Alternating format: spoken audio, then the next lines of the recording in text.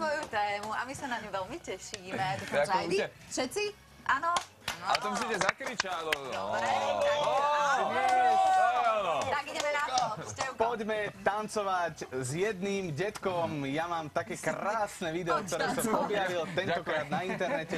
Poďme sa pozrieť na to video. Je to tancujúci detko, ktorý je úplne úžasný a ja v tejto chvíli prosím všetkých, ktorí sú pri televíznych obrazovkách a poznáte tohto pána.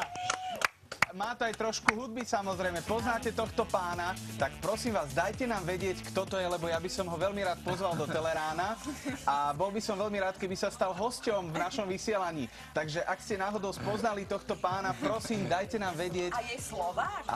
Je Slovák, pretože on v pôvodnom znení tancuje na rytmusovú pesničku.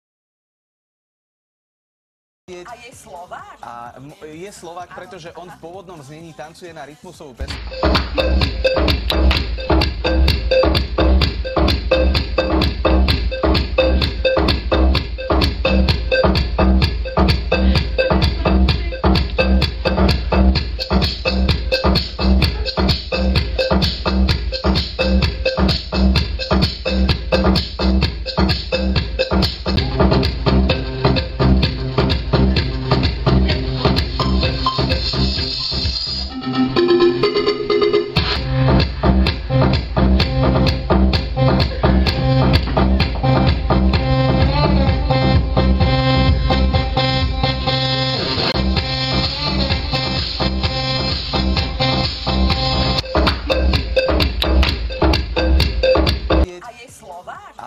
Je Slovák, pretože on v pôvodnom znení tancuje na rytmusovú pesničku, ktorú som ale nahradil našim trackom, lebo no, nie všetko je vysielateľné. Kontroverzná.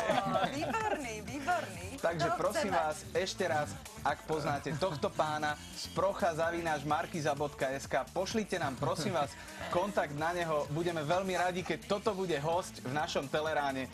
Ja si to viem predstaviť. A počas celého Telerána bude toto robiť. To bude perfektné. Nie, ale to bude veľmi dobré a my ho chceme. Áno. A ja práve milujem, keď ten temperament... Počkajte, ale ste si istí, že to nie je normálny záchvat nejaký? Nie. On sa veľmi dobre zabáva, keby ste videli. Teraz papuče leteli, potom ešte skoro dostal kopačku do hlavy, jeden taký malý, možno vnúčik. A vidíš, to dieťatko tiež táncuje. To je muziciózna rodina, komplet celá, pozrite. Veľmi fandíme tomuto pánovi, ktorý tu bol. Áno, veľký potlesk. A ešte okrem...